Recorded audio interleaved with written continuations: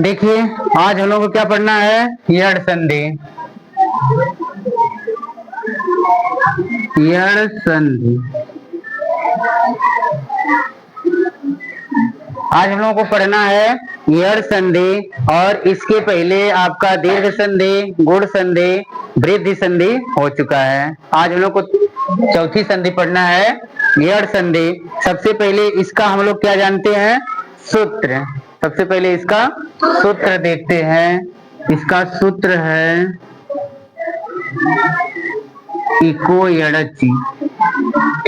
Eco यड़चि सूत्र होता है इको यड़चि। आइए देखते हैं इसका परिभाषा क्या है।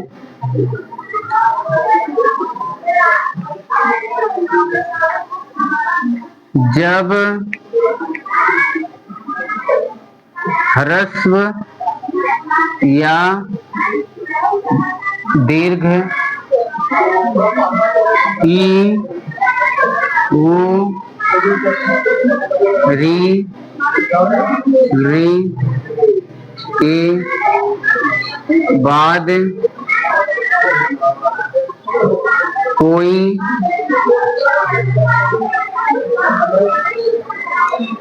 असमान स्वर वर्ण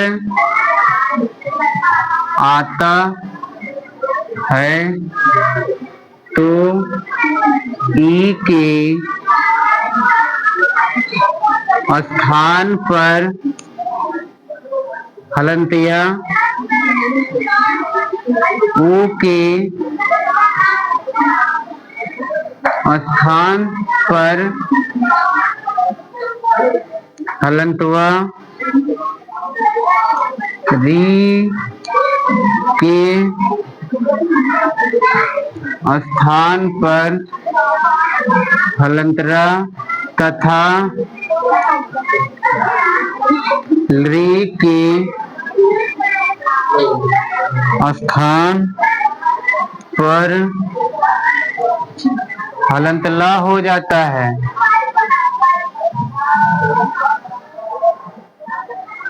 यही नियम आपको याद करना है। परिभाषा है जब यड़ संधि की परिभाषा, जब ह्रस्व या दीर्घ मतलब चाहे छोटी ई हो, चाहे छोटा ऊ हो, चाहे छोटी री तो ह्रस्व होती है री हो, या बड़ी ई हो, बड़ा ऊ हो, बड़ी री हो, या तो री का दीर्घ नहीं होता है। ठीक ना। अब कह रहा है के बाद, मतलब बाद का मतलब धन के पहले ई ऊ री कोई वर्ण रहे। कहाँ रहे, धन के पहले रहना चाहिए। इसको धन के पहले ई ऊ री आना चाहिए। देखिए यहाँ पर हम आपको लिखते हैं, धन के पहले ई ऊ री और री, ये हमारा कहाँ रहेगा, धन के पहले रहेगा। धन के पहले रहेगा। और कह रहा है कि बाद में, देखिए बाद में कोई भी असमान स्वर वर्ण आए। असमान का मतलब ये है कि ई के बाद ई ना आए, ई के बाद ई ना आए, ऊ के बाद ऊ ना आए, री के बाद री ना आए, और री के बाद री ना आए। तो ये है असमान। ठीक ना। ये क्या है, असमान। ई के बाद ऊ आ सकता है, ई के बाद आ सकता, कोई भी स्वर आ सकता है, लेकिन असमान लिख सकते हैं, असमान स्वर वर्ण। इसके बाद ऊ के बाद भी असमान स्वर वर्ण, असमान स्वर वर्ण। इसे यहां पे भी लिख सकते हैं, असमान स्वर वर्ण। री के बाद भी असमान स्वर वर्ण।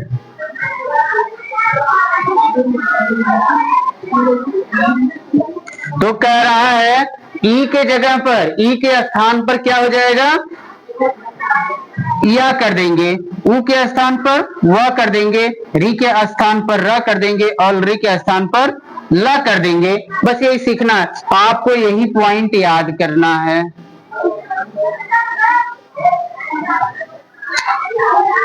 यही पॉइंट आपको याद करना है यहाँ पर।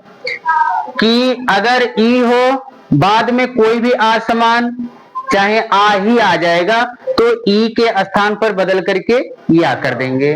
ठीक ना। अब एग्जाम्पल देखते हैं, उदाहरण देखते हैं।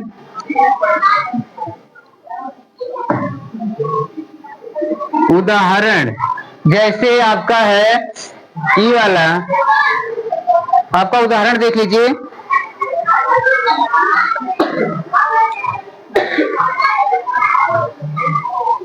जैसे दिया है इति धन आदि, दिया है इति धन आदि। ध्यान देंगे, ये तो धन के पहले निकालेंगे क्या है, धन के पहले देखेंगे कि क्या है और धन के बाद क्या आया है। तो देखिए निकालिए, ई ता में से ई निकालेंगे, हरस्व ई है, देखिए छोटी ई लगी है ना, तो हरस्व ई निकाले, ता हलंत हो गया। ठीक ना।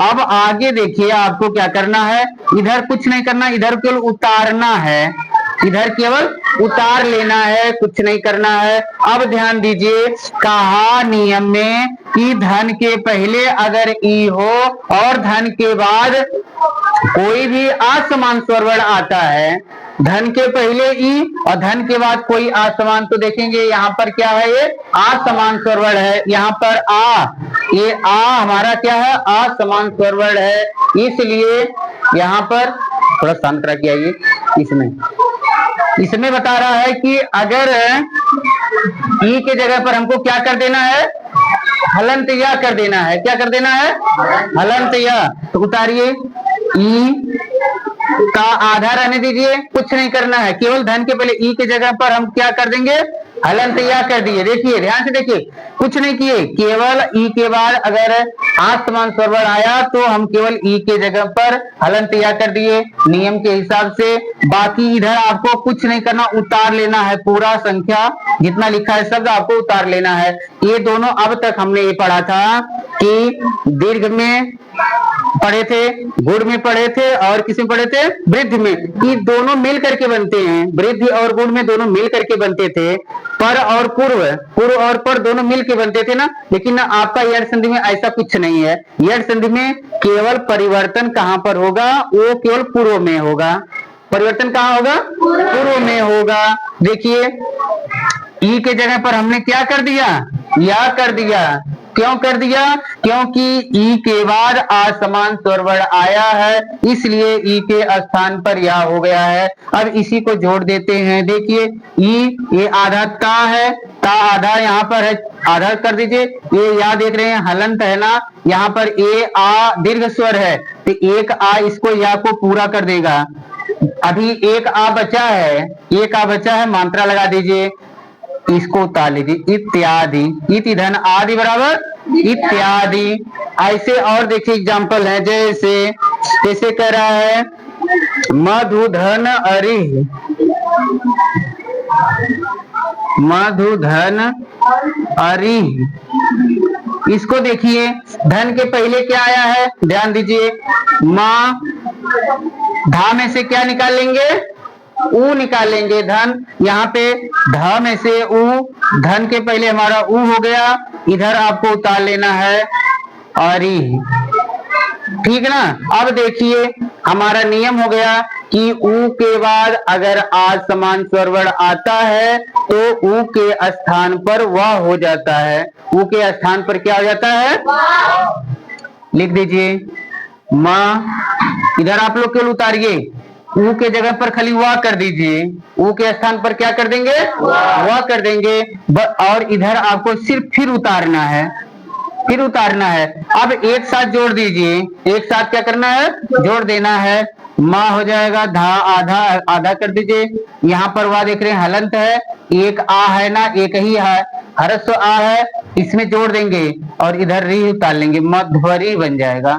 मधुधन अरिह बराबर क्या बन जाएगा, मध्वरी बन जाएगा। ऐसे और एग्जाम्पल देखते हैं, जैसे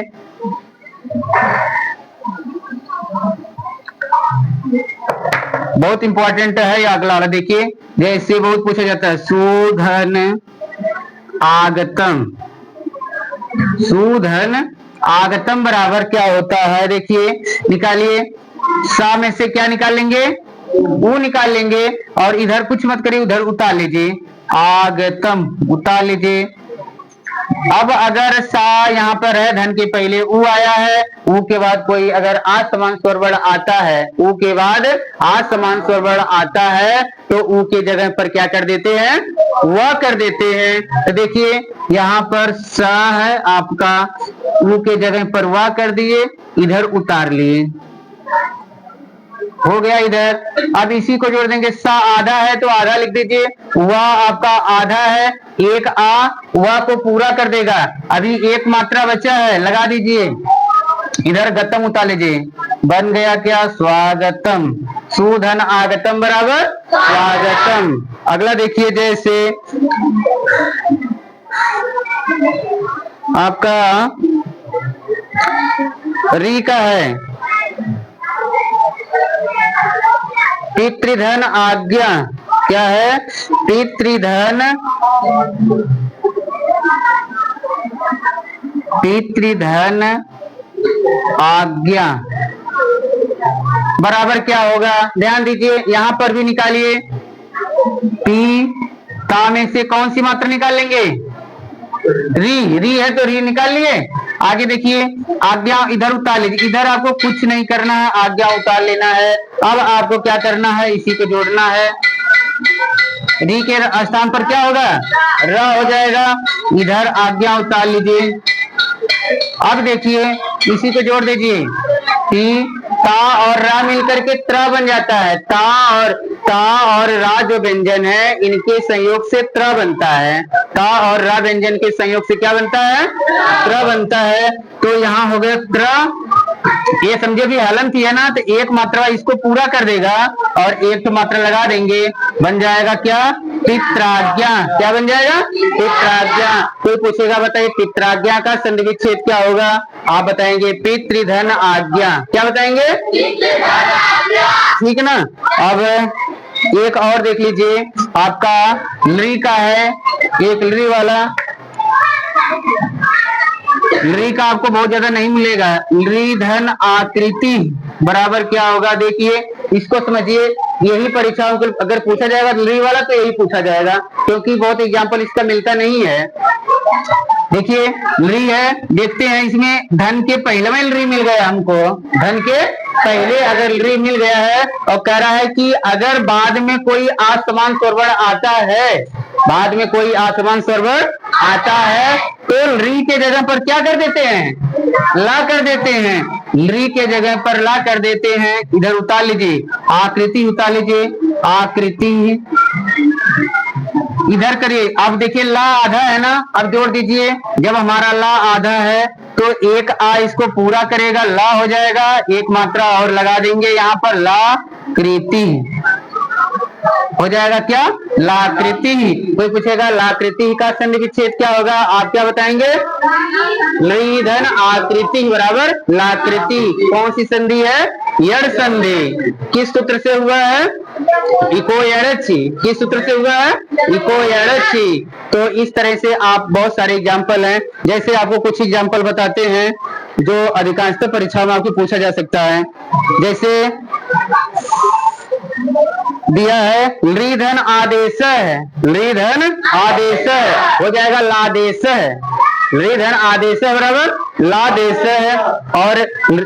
और दिया है लरी धन आकार है, क्या हो जाएगा, लाकार है, लरी धन आकार है बराबर लाकार है, लरी ला में बदल जाएगा, ठीक है ना, क्योंकि लरी के बाद क्या आ रहा है, आसमान स्वर वर्ण आ रहा है, इसलिए लरी किसे बदल जाएगा, आ में। तो इस तरह से यह यड़ संधि का आपको नियम भी बता दिया गया और इसके उदाहरण भी बताए गए हैं। तो आज के लिए इतना ही, धन्यवाद।